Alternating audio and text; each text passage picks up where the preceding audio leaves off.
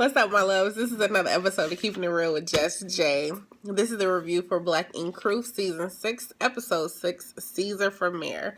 Alright, so let's get right into it. They was all in the shop, sitting there. Miss Kitty impersonating Sky was hilarious, because it was so on point. Alex met up with the mother of his child, or his co-parent, and the little baby was just so cute. I was like, oh, he got baby fever. He had on this little cute sweatshirt, and he was just smiling, and he was like, you happy to see daddy? And he was like, yeah.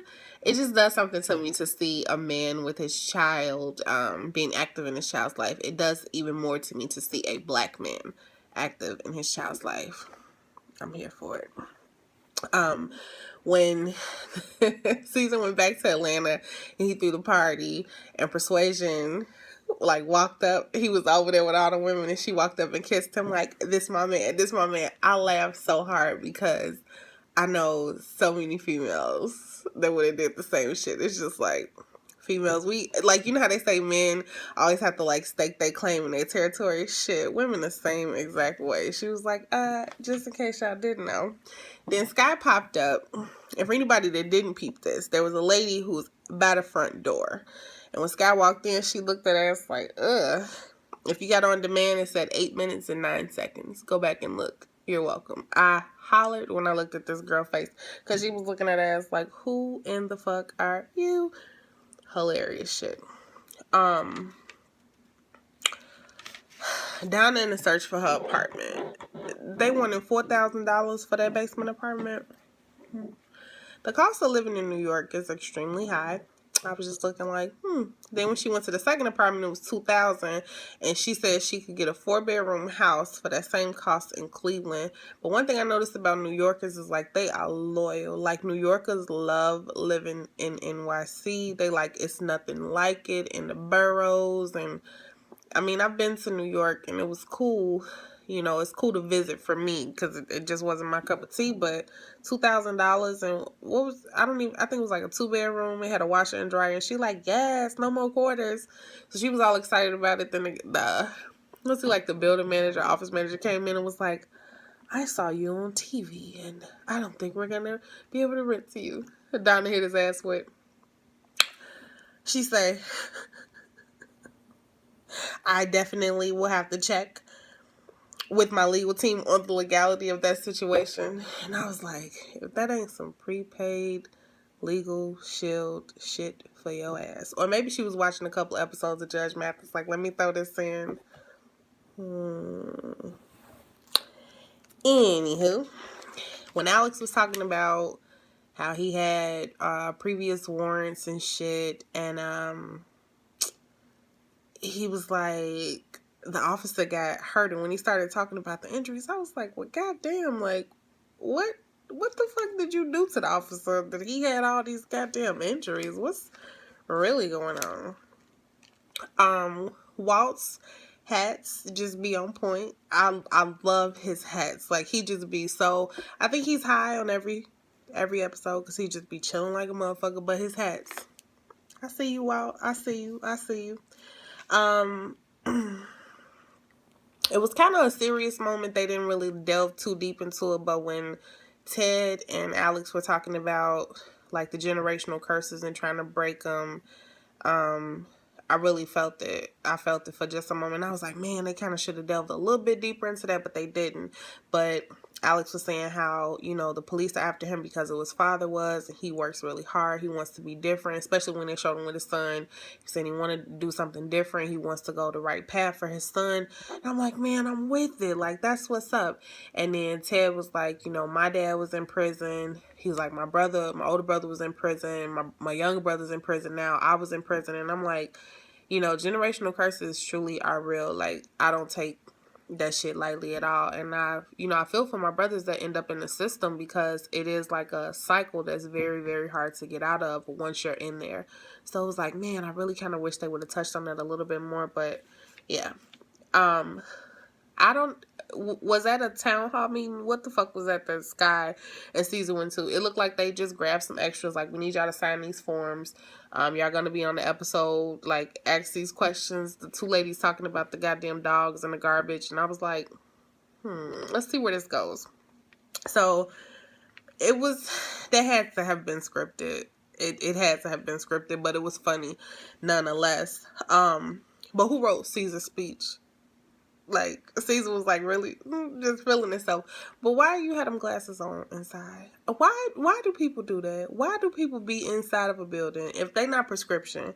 Why do people why you still got these dark ass glasses on inside a building? I don't get it. When Donna told everybody to meet her at the shop in all black, and Jada came in, everybody else was kind of like in some cool, relaxing type shit. Then Jada walked in like she was going to the club. Well, I was looking at Jada the way I be looking at my little weekly treat meals. Like, damn. Yeah, I didn't catch that. I would say it again, but, you know. Anyway, Donna egging her ex-roommate's apartment. Then she took photos of the evidence.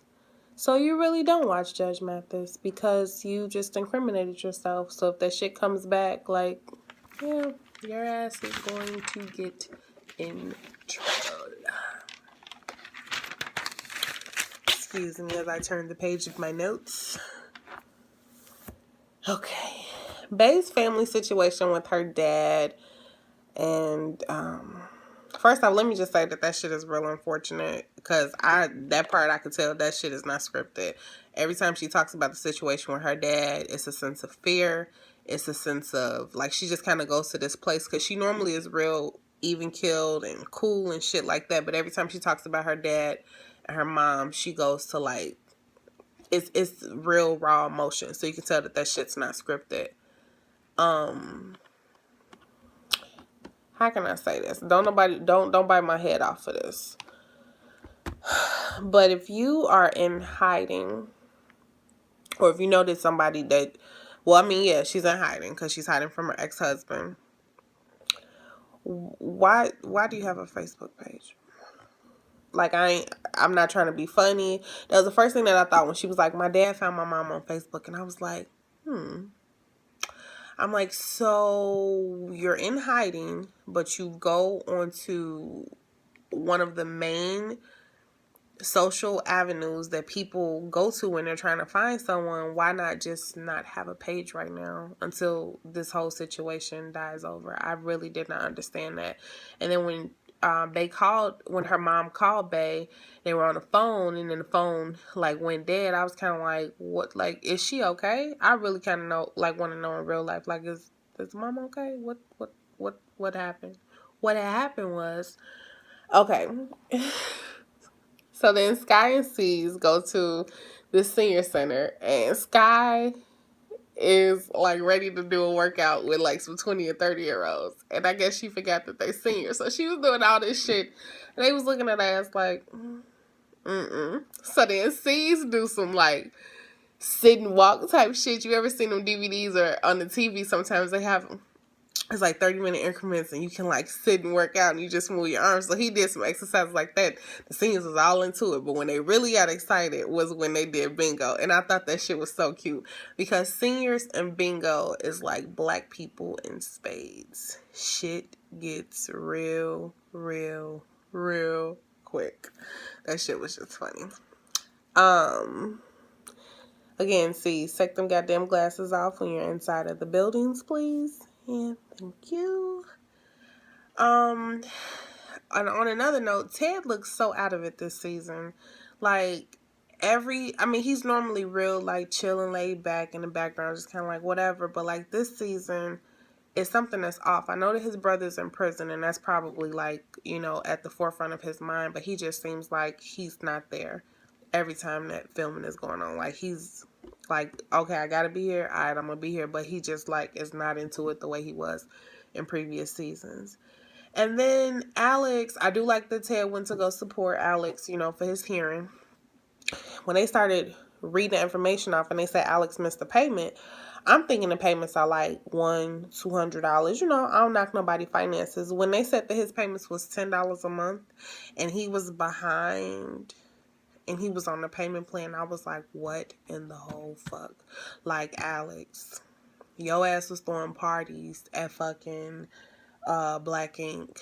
So you should have charged a cover charge so that you couldn't have missed them payments. Because $10, like, no. And then they put his ass in cuffs.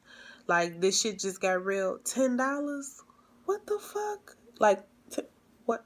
No, I would have, Let me send this to them right now. Make sure that they got that shit. Screenshot, all of that. $10. I just got mad all over again. Alright, that's all I got for this review. If you want to like it, go ahead and hit thumbs up. You agree, disagree, please comment below. I love to hear your thoughts. If you haven't already done so, please go ahead and subscribe to my channel. We'll talk real soon, but until the next time, I hope that you stay peaceful and blessed. Bye.